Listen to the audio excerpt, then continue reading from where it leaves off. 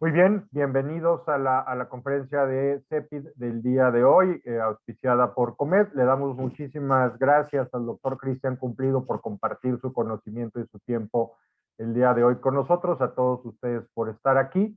Y bueno, les recordamos que esto se va a quedar grabado para su posterior consulta y para compartir con quien ustedes consideren pertinente en sus empresas. Así que sin más preámbulo, adelante, doctor.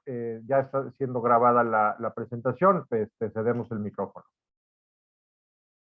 Gracias, muy buenos días a todos. Agradezco de verdad la oportunidad, también el tiempo de esta importante, de este importante lugar de convergencia, en donde participamos muchos profesionales de la salud. Y me gustaría pues platicarles sobre este importante tema que es la determinación de grupos sanguíneos AB0 y RH, aunque es un apartado, digamos, un poco relegado por la frecuencia con lo que hacemos determinaciones, pareciera algo ordinario y sumamente sencillo. Me parece que es muy importante tener la capacidad de poder interpretar correctamente los resultados que nosotros obtenemos en las determinaciones. Y para esto vamos a presentar unas diapositivas. Voy a empezar a compartir. Ah, qué chido. ¿Qué onda? ¿Por dónde vives? ¿De qué pedo? Permítanme un segundo. Yo también por acá. Y hecho la amiga. Está bueno, pero me manda esa canción, dice que nos pasa. Por ahí se escucha un micrófono abierto. La neta sí me gusta, es un chingo, dice, pero ya que tenías 9. Y pues yo respetaba, la neta, pero ahorita que ya vi que no, estoy haciendo un intento, dice. Mira, está chido. Ahí está.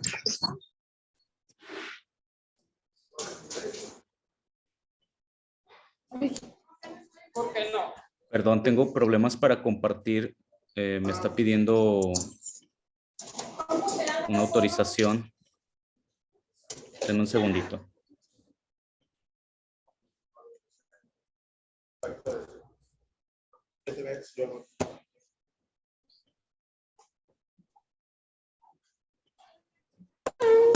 Oye, ¿esas culturas ya las puedo tirar? Bien, espero ya pueden ver mi pantalla. ¿Te dice Carla que lo observaron? Sí, la podemos ver. Y que apaguen, por favor, los micrófonos. Sí, se escuchan muchos micrófonos abiertos. Por favor, si nos ayudan con eso. Bien, Ahora entonces los reviso, pero les recuerdo que no puedo estar todo el tiempo apagando micrófonos. Les voy a dar una repasada, pero por favor, apáguenlos, ¿sí? Ahora sí, doctor, adelante. Gracias, muy amable. Perdón por la demora. Bueno, entonces, en la determinación de grupo sanguíneo AB0 y RH, como decíamos, hay muchas cosas que ver, más allá de ver aglutinaciones sencillas que podemos hacer en tubo, en tarjeta. Actualmente ya no es aceptable hacerlo en placa, pero bueno, hay laboratorios que así lo hacen. Entonces, más que ver simples aglutinaciones, debemos tener muchas consideraciones que vamos a ver en esta presentación.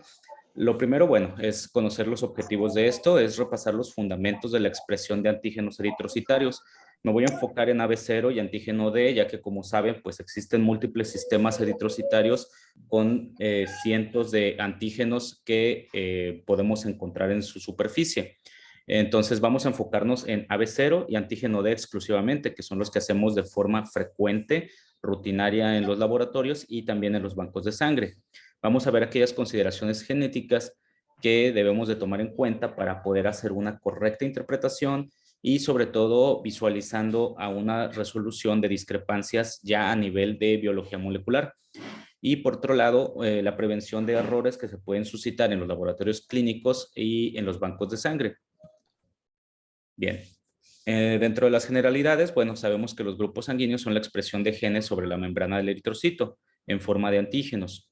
Y dicha expresión, pues, conforma el fenotipo. De esta manera podemos saber que los eritrocitos comparten ciertas características entre ellos, entre diferentes individuos, a grosso modo, por así decirlo, en forma general, dentro de lo que vienen siendo los sistemas AB0. Pero de allí, sobre los otros sistemas, se van haciendo conformaciones y se van haciendo combinaciones tan complejas y tan específicas que es muy difícil encontrar que dos personas tengan el mismo fenotipo eritrocitario tomando en cuenta todos los sistemas antigénicos. Entonces, estas expresiones fenotípicas resultan combinaciones muy interesantes y que dan mucha información sobre los individuos portadores de estas combinaciones antigénicas. Tanto así que existe un apartado de la inmunohematología, que es inmunohematología forense, en la cual la aplicación del reconocimiento de personas por medio de su sangre es una herramienta vital en algunas investigaciones forenses. Por otro lado, también hablamos de que los sistemas consisten en uno o más antígenos que están gobernados por un locus génico o por dos o más genes homólogos estrechamente ligados. En algunos sistemas, el gen codifica un antígeno o grupo determinante y otros sistemas codifican para transferasas que catalizan su biosíntesis. Es decir, unos sistemas tienen un gen que automáticamente por sí expresan un grupo antigénico, como podrían ser el sistema RH, que codifica para una proteína que directamente va a ser parte de la conformación estructural del eritrocito. Pero por otro lado, por ejemplo, el sistema AB0 no codifica a un antígeno de forma directa, sino que codifica para una transferasa, una enzima que va a ir pegando carbohidratos según va encontrando sustratos donantes y sustratos aceptores. Ahorita lo vamos a ver con más detenimiento. Entonces, en determinaciones del grupo AB0, bueno, sabemos que el sistema AB0 fue el primero que se descubrió en 1900 por Carl Landsteiner, y que actualmente es el de mayor relevancia médica, ya que es el que conforma la compatibilidad, por así decirlo, mayor en las pruebas de compatibilidad en los bancos de sangre. Entonces, una incompatibilidad en sistema AB0 prácticamente nos va a provocar una hemólisis directa de índole intravascular que podría causar lesiones graves al paciente o incluso su muerte. Por eso tiene la mayor relevancia médica conocida hasta el momento. Y bueno, el sistema cero depende de una interacción y de una gran cantidad de situaciones que deben de suceder para que se lleve a cabo su expresión. Y lo primero que debemos de saber es que depende primero de una expresión relacionada al sistema P.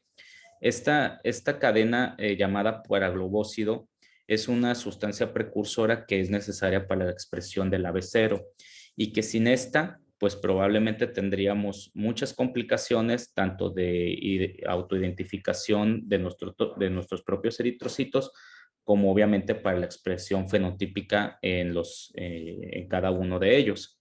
Entonces, esta sustancia precursora, como ustedes ven, pues primero es una ceramida, que es la que se encuentra anclada en la membrana eritrocitaria, y después se van haciendo transferencias por medio de algunas transferasas de algunos azúcares que se van pegando uno tras otro para conformar esta sustancia precursora. Una vez que ya tenemos esta sustancia precursora, ¿sí?, se tiene que adicionar una última fucosa en el extremo más apical o más lejano a la membrana eritrocitaria para poder expresar un antígeno común que todos los seres humanos tenemos, que es el antígeno H. Este antígeno surge de la expresión de una fucosiltransferasa tipo 1 en el gen FUT1 en el cromosoma 19. Y esta fucosiltransferasa nos va a ayudar para posteriormente conformar el sistema AB0 como tal y algunos otros antígenos como los pertenecientes al sistema Lewis. La deficiencia de este antígeno va a generar anormalidades o incompatibilidades y discrepancias del AB0, en las pruebas de AB0.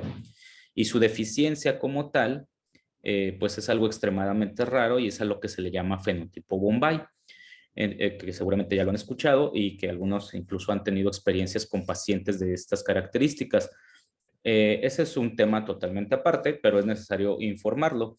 Entonces, esta glucosiltransferasa tipo 1 lo que va a hacer es pegar entonces una fucosa, ¿sí? En la galactosa más apical de la cadena del paraglobósido.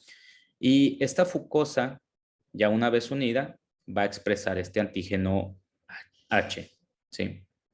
Esta fucosa es necesaria para que posteriormente las transferasas que son específicas para la N-acetilglicosamina transferasa y la galactosa transferasa puedan hacer interacción en esta cadena y pegar y hacer una diferencia entre el grupo A y el B en caso de que tengan esas transferasas.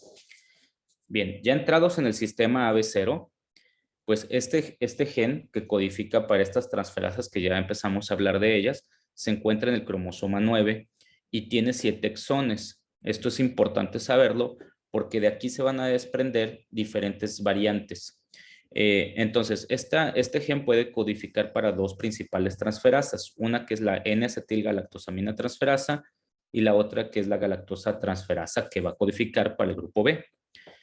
De estos exones se desprenden múltiples alelos y que pueden, estas diferencias alélicas pues pueden resultar en alteraciones ya sea en la actividad de la transferasa y en su conformación espacial, lo cual va obviamente a afectar de forma directa a la expresión fenotípica del grupo AB0. Por así decirlo, la N-acetilgalactosamina transferasa, perdón, que se encuentra en los eritrocitos, perdón, los pacientes o individuos A1, tiene una actividad sumamente alta y puede generar de 8 a 10 posiciones por 10 a la 5 en cada una de las células de eritrocitarias, es decir, vamos a tener esta cantidad de antígenos repartida por toda la superficie, en tanto que un paciente o un individuo que es de fenotipo A2 va a tener solamente de 1 a 4 por 10 a la 5 posiciones de A sobre la superficie eritrocitaria. Y de allí se pueden desprender muchos otros subgrupos que tienen conformaciones distintas y que tienen cierta cobertura en la superficie eritrocitaria, y eso va a provocar que haya una cierta interacción con los antisueros anti-A que utilizamos normalmente en los laboratorios, haciendo que las aglutinaciones sean mayores o menores dependiendo obviamente de las posiciones antigénicas. Asimismo, aquellos pacientes que son A1B o A2B tienen una conformación también característica y particular en cada uno de ellos, siendo el A2B el que tiene menor cantidad de posiciones correspondientes al antígeno A.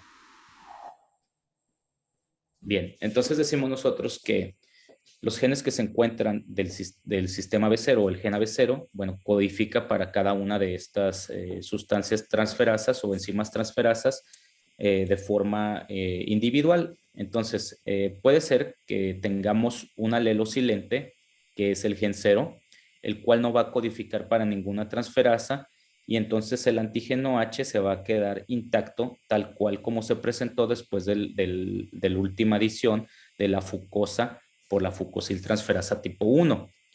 Entonces, prácticamente todas las personas que son o individuos que son del grupo 0, pues van a expresar un antígeno H puro y limpio y no se va a encontrar ningún otro tipo de aglutinación en las pruebas AB, A o B con antisueros de este tipo, pero sí podría reaccionar, por ejemplo, con lectinas H y debería de ser lo normal.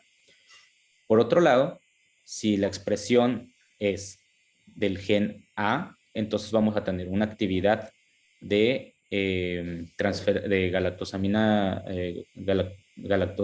N-acetilgalactosamina transferasa, perdón, en este tipo de pacientes e individuos, que va a pegar la N-acetilgalactosamina en la parte más apical del último residuo de la cadena de carbohidratos. Por otro lado, los que son B van a expresar la galactosiltransferasa, que va a pegar una galactosa en el último residuo. Y en caso de que pueda ser que ambos genes estén participando y estén activos, pues va a tener estas dos transferasas activas, presentación de antígeno A y B en los eritrocitos. Muy bien. Entonces, volviendo a la parte genética, como decíamos nosotros, los genes del AB0, bueno, están codificados o están formados por 7 exones que codifican para estas transferasas, y que el exón número 7 es el que presenta la mayor cantidad de variantes o combinaciones alélicas que posteriormente van a dar pauta a la presentación de diferente tipo de transferasas.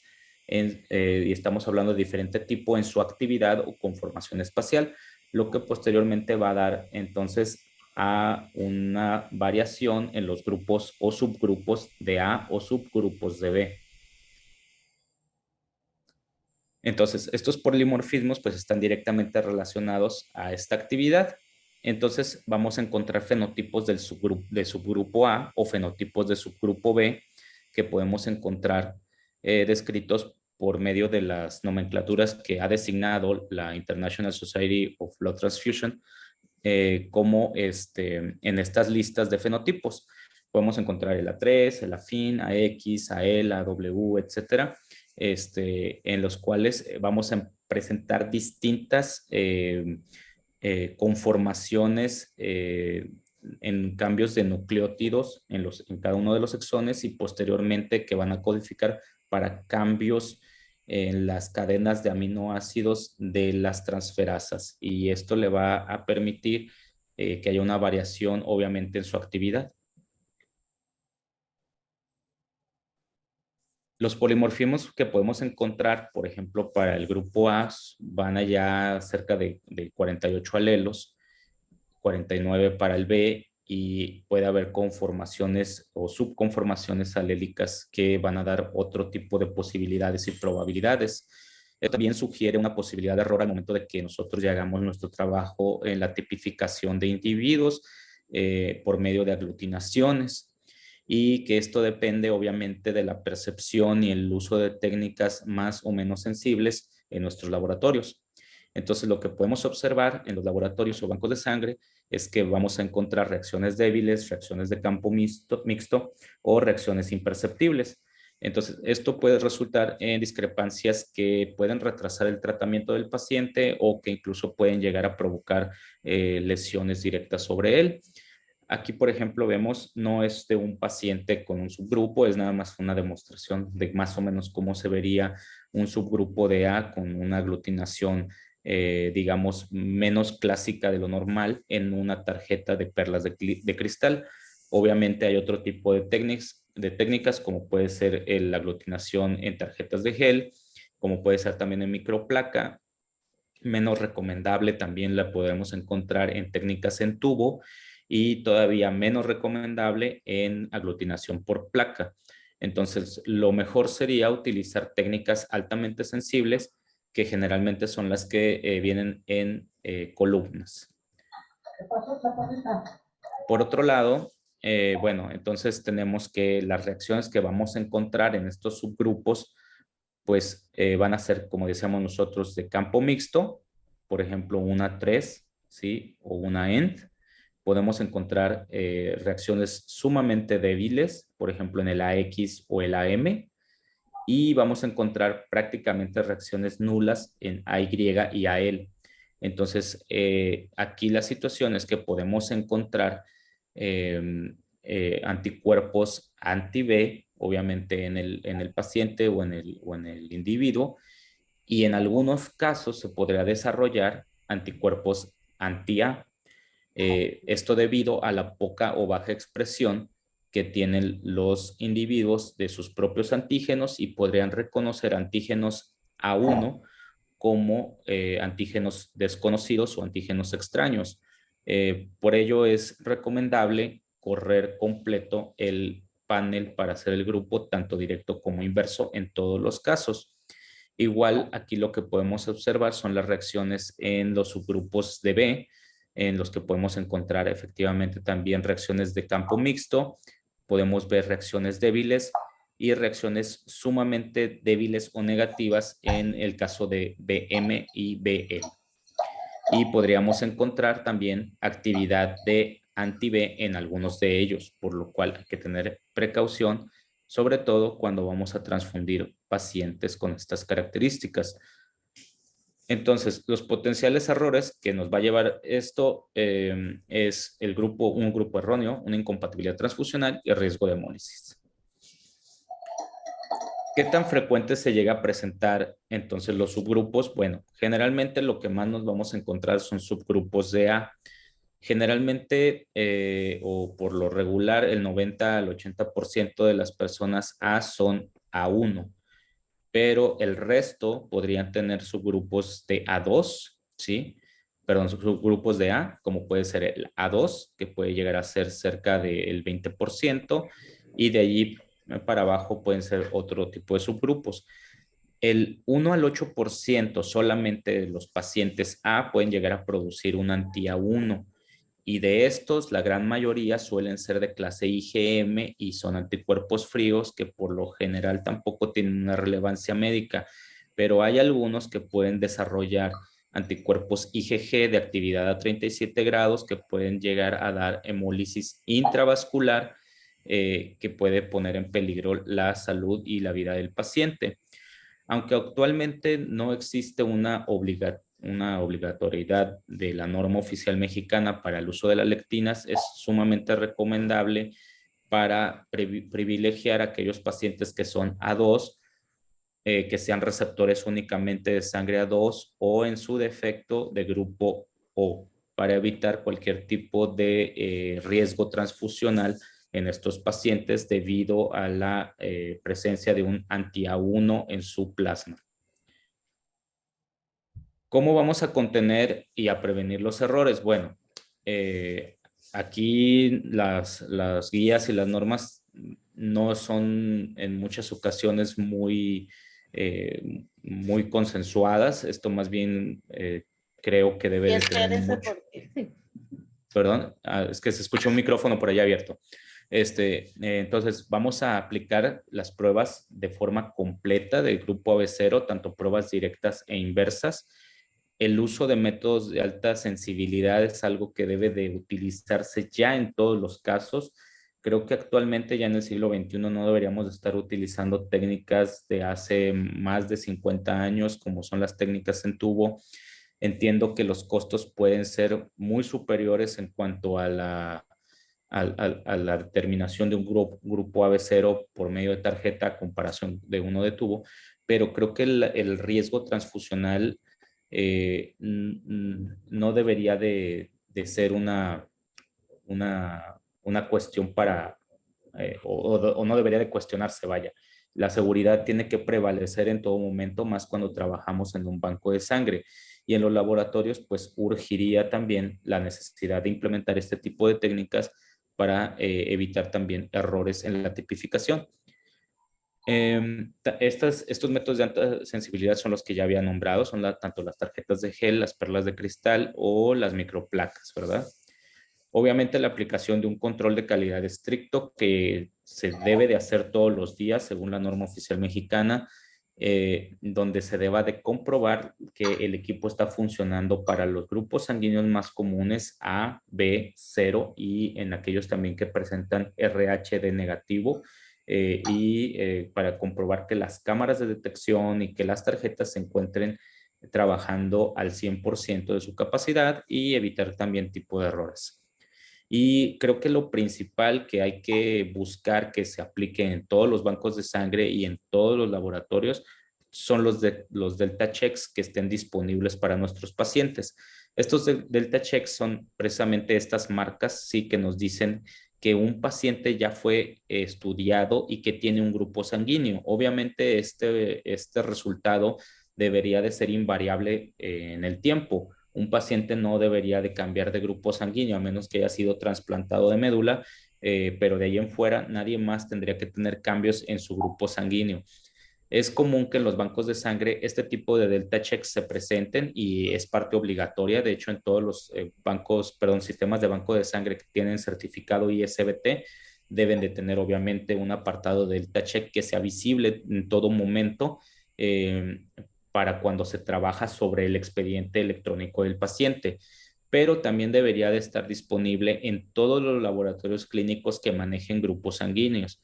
A lo mejor allí dentro de los softwares de los sistemas de laboratorio como que no está muy bien todavía trabajada y pulida esta parte de bancos de sangre o de área de transfusiones, y como que lo dejan atrás, y es complejo para algunos laboratorios poder estar observando el histórico cada vez que se presenta el paciente para hacerse un preoperatorio o para hacerse alguna prueba que le solicitaron que incluía un grupo sanguíneo.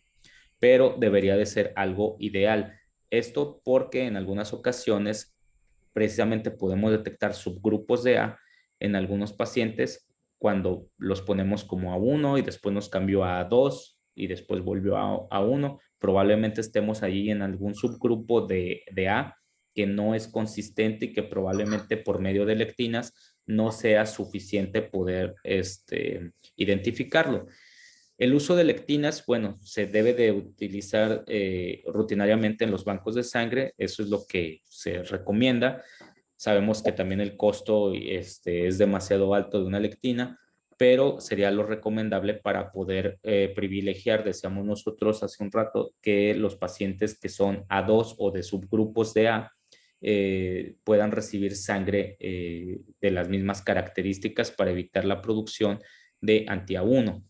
Las lectinas que comúnmente solemos trabajar, pues es la lectina anti-A1 de la Dolichos biflorus y la lectina H de Ulex europeus, pero existen otro tipo de lectinas que son útiles también para hacer la identificación de estas subgrupos de A. Las combinaciones entre ellos son las que nos van a permitir hacer una identificación de estos subgrupos, es decir, entre mayor cantidad de antígenos A1 o actividad de la transferasa tengamos, esta lectina A1 obviamente va a tener una mayor aglutinación, y entre menos tenga, obviamente la lectina H va a tener una presentación más alta. Creo que se me pasó incluir aquí un ejemplo, perdón, de cómo se lee una lectina combinada A1 y H, pero bueno, esa es la forma en cómo aproximadamente se interpreta la lectina. Bien, las hojas de trabajo son indispensables para mantener el control de todo lo que estamos haciendo y para poder resolver discrepancias o incluso quejas que se pudieran llegar a presentar en nuestros servicios. Se debe de tener todas las reacciones de aglutinación por cada uno de los pocillos o antisueros utilizados. No es permisible, por así decirlo, escribir solamente la interpretación de ello, ya que esto no puede ayudarnos a realizar la trazabilidad de cómo se realizó la prueba. Por otro lado, también debe de contener la comprobación del control, ¿sí? De lo que nosotros estamos haciendo. La prueba inversa también, utilizando células comerciales A1, B y 0, y las pruebas adicionales que se hayan requerido para poder determinar y hacer la interpretación del grupo sanguíneo. Finalmente, los resultados de preferencia deben contener solo la interpretación, es decir, ya el formato final debe de incluir de preferencia solo la interpretación de la lectura. En algunos lugares suelen dar todo el resultado, y esto podría llevar a una dificultad para poder hacer la interpretación por parte de los servicios clínicos. Entonces, desde mi punto de vista, podemos dejar solamente lo que nos solicita la norma, que es expresar el grupo AB0 y el RH con los códigos habituales y normales que generalmente se utilizan en todos los laboratorios. Y si se desea incluir el resto de los resultados de cada prueba individual, pues entonces se tienen que incluir todas las pruebas ejecutadas, porque si nosotros ponemos, por ejemplo, nada más el grupo directo, pues está incompleto, y si ponemos solamente un apartado en el cual nos diga solamente aglutinó para A y ese fue el resultado, bueno, es incompleto, vaya. Me pareciera que lo más recomendable sería poner solo la interpretación, y eso sí, muy importante, la metodología por la cual se llegó a la conclusión de ese grupo sanguíneo para poder nosotros estimar, digo ya aquí entre expertos del área como somos nosotros, poder estimar los alcances de esa prueba, ¿verdad? Y no se deben de reportar resultados poco claros o discrepantes. Por ejemplo, poner anotaciones en los cuales, digamos que en el resultado directo nos dio O, pero en el resultado inverso no tuvimos una aglutinación, ¿verdad? Que eso sería un resultado discrepante. O, por ejemplo, poner que en el resultado estamos obteniendo una aglutinación discreta o baja de A o discreta o baja de B, etcétera, para evitar confusiones o riesgos de una interpretación inapropiada. Las resoluciones de discrepancias mucho se ha mencionado en ciertos diplomados, etcétera, que pues las técnicas en saliva es una de las soluciones y sí lo es, pero no en todos los casos, porque depende obviamente de que el individuo sea de fenotipo secretor, que esto depende de otro tipo de gen, ¿verdad? Que codifica para una fucosiltransferasa también de tipo 3, y que pues no todos son portadores de este fenotipo. Entonces, si el paciente no tiene este fenotipo, pues no va a ser de mucha utilidad la determinación de este grupo sanguíneo y no serviría tampoco para poder realizar una determinación de un subgrupo de A, ¿sí? En secreciones, pues se pueden registrar tanto antígenos A, B, así como H, pero no se puede concluir en un resultado. Bien, y finalmente, pues el genotipo vendrá siendo ahora sí que la fase final, en la cual pues ya buscamos directamente cuáles son los genes codificadores y los genes que están presentes para la determinación de un grupo finalmente, ¿verdad? Y esto, por ejemplo, podría ser los casos de los pacientes Bombay, en los cuales pues no tenemos una expresión fenotípica y que si por algún motivo no son secretores, pues la única forma de poder llegar a su grupo sería por medio de un genotipo. Bien, ahora vamos a pasar a la determinación del antígeno D. Este antígeno D fue estudiado, bueno, primero el antecedente, ¿no? Antes de decir que era un antígeno, Levin y Stetson se les presentó un caso, de un paciente femenino en 1939 que presentó una reacción hemolítica después de una transfusión. La paciente tenía el antecedente de tener un parto reciente, ¿sí? Y el producto obviamente presentó enfermedad hemolítica del recién nacido que lo condujo a una deseritropoiesis severa. Cuando tratan de transfundir a esta paciente, posteriormente, pues se dan cuenta que también es incompatible y resulta en la reacción transfusional. Esta transfusión, pues obviamente fue halogénica y fue por parte de su esposo. Entonces, aquí lo que empezaron a sospechar es que había una incompatibilidad de origen paterno que provocó la diseritropoiesis en el producto, ¿sí? En el bebé, pero que también provocó una hemólisis en la receptora de la transfusión, que fue la madre. Entonces, lo más probable es que esta mujer tuviera, obviamente, un anticuerpo que estaba relacionado a los eritrocitos del producto y a los eritrocitos del padre. Bien, estos anticuerpos que se empezaron a sospechar, pues no estaban asociados a los sistemas que en ese momento ya eran conocidos, que era el AB0, el M, el MN y el P. Entonces, tardaron mucho tiempo para poder más o menos vislumbrar qué era lo que estaba ocurriendo. Y cerca de 1945 pudieron replicar en simios Macacus rhesus este tipo de anticuerpo, ¿sí? O al menos el comportamiento. Pero lamentablemente estaban frente a otro anticuerpo que mimificaba mucho a este anticuerpo de la paciente. Y a esto se le llamó factor RH, debido al simio que utilizaron para poder hacer la investigación. Pero realmente estaban frente a otro tipo de anticuerpo. No fue hasta hasta los años 60, cuando realmente ya se dieron cuenta que efectivamente lo que estaba sucediendo era otro sistema que estaba involucrado y que presentaba otro tipo de características. Sin embargo, adoptaron esta terminología de sistema RH, ahora sí por todos los trabajos que ya se venían haciendo y que de alguna manera pues se quedó bautizado de esa manera, ¿no? Bien, este sistema RH está constituido por una extensa lista de antígenos, que realmente el de mayor relevancia es el antígeno D, y que es el que nosotros determinamos mediante las pruebas de laboratorio rutinarias. La presencia de este antígeno confiere la propiedad de clasificar la sangre como positivo o negativo, cuya nomenclatura correcta sería, por ejemplo, grupo ARHD positivo o grupo ARHD negativo.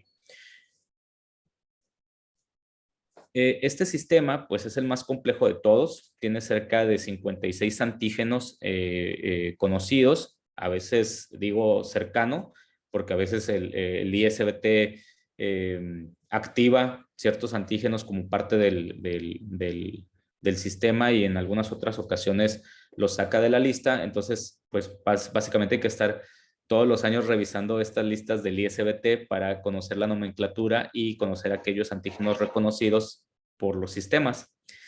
Y estos antígenos están codificados por dos genes homólogos estrechamente ligados en el brazo P del cromosoma 1 y que se transmiten por medio de haplotipos, ¿sí? Es decir, por varios genes relacionados entre sí.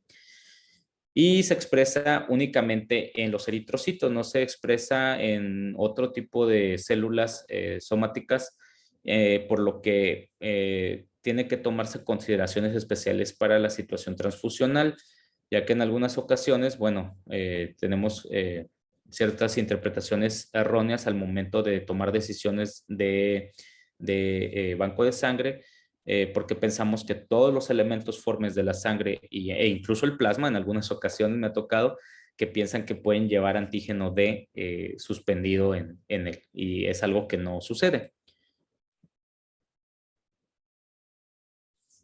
Muy bien. Bueno, el sistema RH se desprende de dos genes que codifican para dos proteínas de 417 aminoácidos de plegamientos inversos entre sí. Existe entonces un gen RHD y un gen RHC. Estos dos genes, como decimos, van a codificar cada uno para una proteína, una que se va a transcribir o traducir de un sentido y el otro en sentido inverso, por así decirlo. Esta codificación va a generar entonces dos sustancias distintas, pero muy relacionadas entre sí. Recordemos que estas proteínas sirven básicamente para mantener la estructura del eritrocito, que permite que sea bicóncavo, ¿sí? Bueno, entre otras proteínas membranales que están allí presentes también, como las glicoforinas. No es solamente las proteínas del sistema RH las que hacen esta conformación, sino que es la interacción entre todas estas proteínas, tanto banda 3, glicoforina A, glicoforina C, las proteínas del RH, etcétera, las que van a dar efectivamente una conformación bicóncava. Pero si ustedes le quitan una de estas proteínas a los eritrocitos, toda la conformación va a cambiar de eritrocito y vamos a tener obviamente amorfismos o alteraciones en los eritrocitos que van a llevar probablemente a una hemólisis mecánica y a una pérdida obviamente en su vitalidad. Entonces, estas dos genes difieren en algunos sentidos, en ciertas, digamos, longitudes en cuanto a las bases de pares, pero prácticamente van a dar a las mismas proteínas.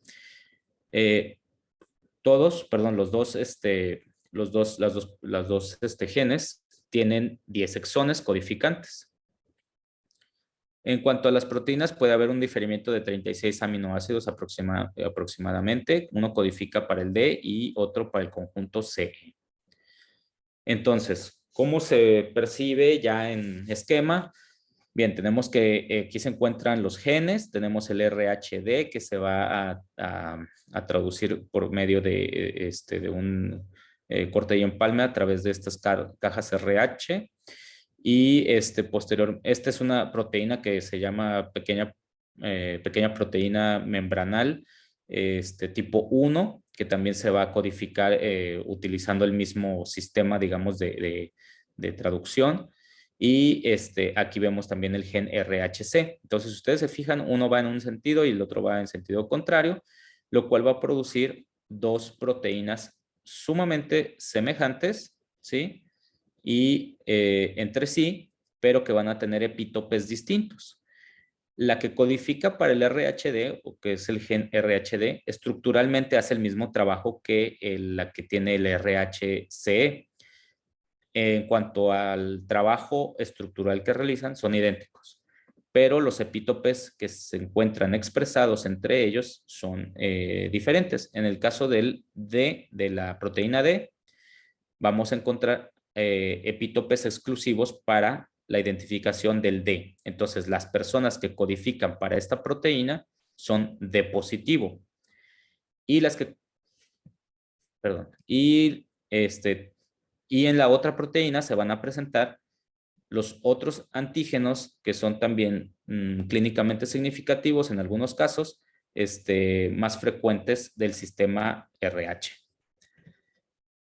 Las personas que no tienen o que tienen una deleción en el gen RHD, ¿sí? O que no se adquirieron por vía hereditaria, mejor dicho, el RHD, pues no van a expresar esta proteína que conforma los epítopes del D. Entonces vamos a tener proteínas solamente de esta característica que le permiten al eritrocito seguir teniendo su forma bicóncava, ¿sí? Pero sin expresar el antígeno D que se encuentra en la otra proteína. De tal manera que este paciente o este individuo sería de fenotipo D negativo. ¿Qué pasa en aquellas personas que, digamos, tuvieran una deleción también en RHC? Pues perderían esta cadena y entonces sí, el eritrocito no tendría la estructura suficiente para mantener su forma bicóncava y tendría problemas de hemólisis mecánica. A este tipo de patología se le llama RH null, en el cual no tenemos ni la expresión del RHD ni del RHC. Entonces, aquí tenemos las conformaciones ya un poquito más estructuradas de los exones codificantes, perdón, del producto de los exones codificantes y de los aminoácidos involucrados y las posiciones que tienen respecto a estos exones. La recombinación llevará a cambios estructurales o expresiones que generan múltiples variantes del D. Y básicamente, como se conoce, de débil o de parcial u otro tipo de variantes que ustedes quieran y puedan mencionar. Y digo quieran y puedan mencionar porque actualmente ya no está bien dicho por sí mismo mencionarlos como de débil o de parcial, sino más bien como variantes, y así es como lo tiene el ISBT actualmente. Aunque ya esta clasificación de débil y de parcial se ha quedado en muchos bancos de sangre y en muchos laboratorios debido a que resulta de cierta manera conveniente para pronosticar de alguna manera las interacciones que van a tener estos pacientes si son receptores de sangre. Lo que podemos explicar es que los D débiles, ¿sí?, tienen la misma conformación, digamos, habitual que un RHD normal, ¿sí? Pero que tiene una expresión menor en cuanto a la densidad de antígenos D presentes sobre la superficie eritrocitaria. Es decir, la proteína es idéntica a cualquier otra persona, pero hay menos proteínas en este tipo de pacientes de proteína D que en un individuo que aglutina normal en los antisueros monoclonales. Entonces, desde el punto de vista, estos pacientes son exactamente D positivos, se tienen que manejar como receptores D positivos y se tienen que manejar como donadores, en dado caso de que lo sean, como D positivos, ¿sí? Y sus resultados siempre deben de ser señalados de esta manera. Por otro lado, los pacientes parciales son aquellos que tienen mutaciones, ya sean de origen puntual o en algunos casos muy específicos de lesiones que cambian la conformación de los aminoácidos y provocan una alteración en la interacción que existe de los epítopes con los anticuerpos diseñados para la identificación del antígeno D en pacientes y en donadores. Entonces, estos D parciales tienen probablemente una cantidad normal de proteína D, pero no son fácilmente reconocidos por los anticuerpos monoclonales. Menos aún en el caso de anticuerpos que son de tipo IgM exclusivamente, y más fácilmente son reconocidos porque son IgG y los que son combinaciones de IgG e IgM. Entonces, cuando nosotros normalmente vemos los viales o vemos los insertos de nuestras tarjetas, generalmente dicen anticuerpos monoclonales IgG más IgM para anti-D, con el objetivo de poder detectar la gran mayoría de estos casos de pacientes y donadores que son débiles o parciales. Entonces, el D débil, pues es una proteína que tiene los epítopes completos, decíamos, y tiene una expresión menor sobre la superficie del eritrocito, no crea aloanticuerpos anti-D. Esto es algo bien importante y habitualmente está detectado con técnicas modernas. En algunos casos no puede ser detectado con metodologías en tubo, a menos que se lleve hasta fase de Coombs, como sí debería de ser en todos los casos. Entonces, estos pacientes de débiles los podemos ver en alguna de estos pocillos. Actualmente ya las tarjetas traen aquí una identificación que dice D6 negativo y D6 positivo. Esto se refiere generalmente a la identificación más bien de un D parcial tipo 6. Pero también podemos encontrar tarjetas que vienen así como D y D', que se refiere al D débil. Por otro lado, los D parciales se refiere a la pérdida de estos aminoácidos en la cadena proteica con la subsecuente alteración y conformación de epítopes. ¿Cuáles son los D parciales más habituales? El D3 y D4, que presentan una cantidad normal o mayor de sitios de D, ojo, y que podrían generar una aglutinación normal. Y los que son D1, D2 y D6 pueden presentar reacciones sumamente débiles, y sobre todo los que son de tipo D6 pudieran incluso no reaccionar del todo en pruebas de aglutinación. Entonces, es muy importante tener esto en cuenta. Como decía, algunas tarjetas ya traen aquí marcado que traen anticuerpos D6 y, bueno, traen D6 positivo, o sea que trae anticuerpo para D6, y otro que es negativo que no trae anticuerpo para D6.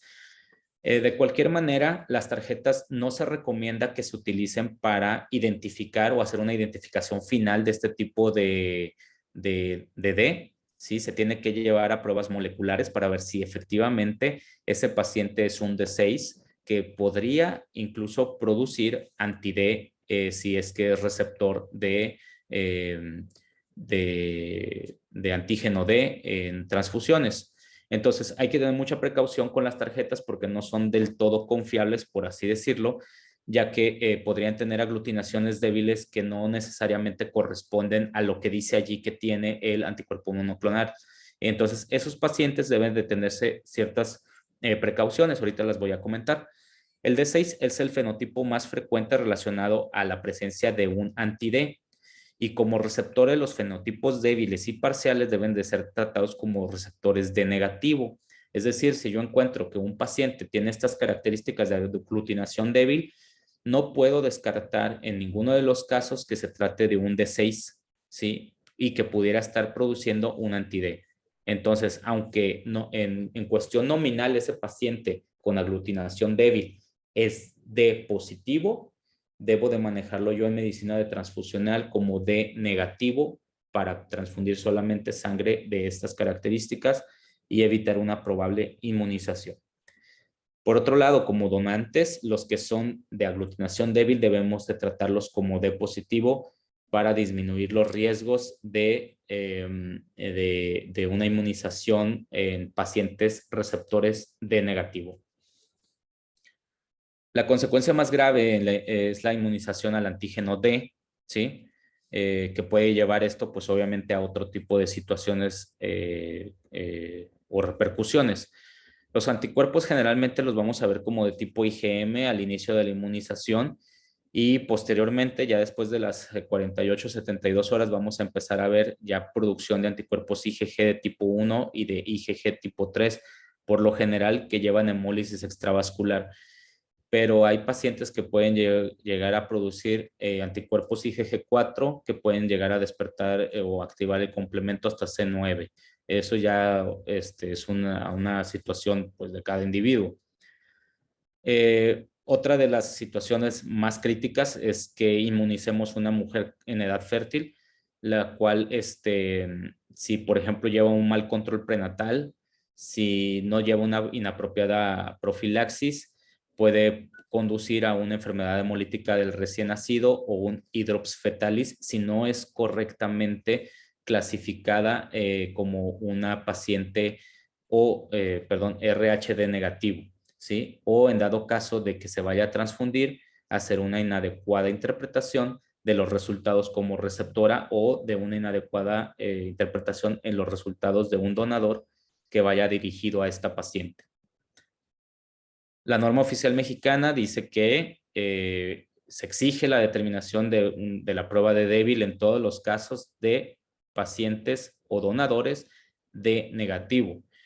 La determinación se puede hacer en tubo, se puede hacer en tarjeta y en microplaca. Entonces, si normalmente no lo hacemos en nuestro laboratorio, hay que empezarlo a hacer y es algo muy frecuente, sobre todo en los laboratorios clínicos que no están dedicados obviamente a banco de sangre, que solamente hacemos la prueba directa del D y si no aglutinó lo nombramos como D negativo y el resultado se emite así tal cual.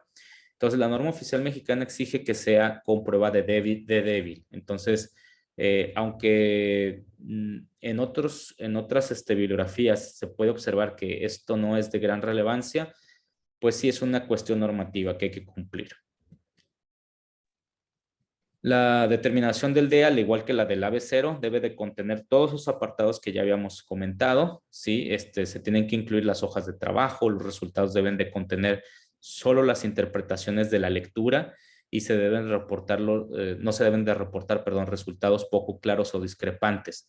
Entonces, si por ejemplo nosotros estamos teniendo un D débil, si no le ponemos D débil negativo o D débil positivo, solamente se pone como tal el resultado como positivo y tal vez un comentario por debajo aclarando cuáles fueron las pruebas o la metodología utilizada para llegar a la determinación. Esta contención y prevención de errores debe de incluir también la resolución de discrepancias ya por genotipo, si es que no podemos relacionarlas ya o resolverlas con antisueros o en un laboratorio de rutina, ¿verdad? Y utilizar las metodologías más sensibles con las que podamos contar.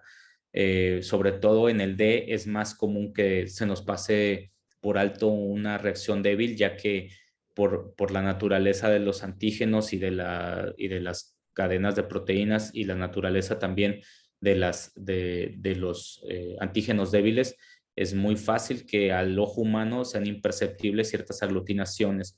Entonces sí debemos de ir más allá por seguridad de los pacientes, más todavía cuando hablamos de un banco de sangre. Si alguno de ustedes trabaja en un banco de sangre y no hacen sus técnicas de débil, pues hay que hacerlas porque sí es muy importante poder llegar a la determinación de esto. También hay que reportar las técnicas utilizadas, como decíamos nosotros, para estimar los alcances de estas técnicas, informar a los clientes sobre las limitaciones también cuando hay alguna discrepancia, realizar el control de calidad y obviamente los delta checks que habíamos comentado anteriormente son parte indispensable ya en los bancos de sangre, los sistemas informáticos que nos aporten realmente información de valor en el día a día. Muy bien, bueno, pues es la información que tengo el día de hoy para ustedes y pues creo que dejamos los micrófonos para las preguntas y respuestas. Muy bien, muchísimas gracias, doctor. Abro ahora el micrófono por si alguien quiere hacer alguna pregunta. Levante su manita electrónica, por favor. ¿Algún comentario? Lalo Aguirre. Gracias, no, aquí estoy, no, todavía no. Muchas gracias, doctor, cumplido, muy amable por su presentación. ¿Nos puedes repetir, Cristian, tu teléfono o tu correo para que se quede? Sí, claro que sí. Mire, mi teléfono es 656, es clave de Juárez, es 656-277-5921. Y mi correo electrónico es Cristian con C de casa y H, cristian.x.cumplido@questdiagnostics.com. Muy bien, Muy muchas bien. gracias. Bueno, A sus órdenes. si no hay preguntas ni comentarios, agradecemos en este momento la presencia del doctor, muy amable por compartir. Vamos a detener la grabación aquí, que se va a quedar disponible para quien no nos haya podido acompañar en vivo el día de hoy.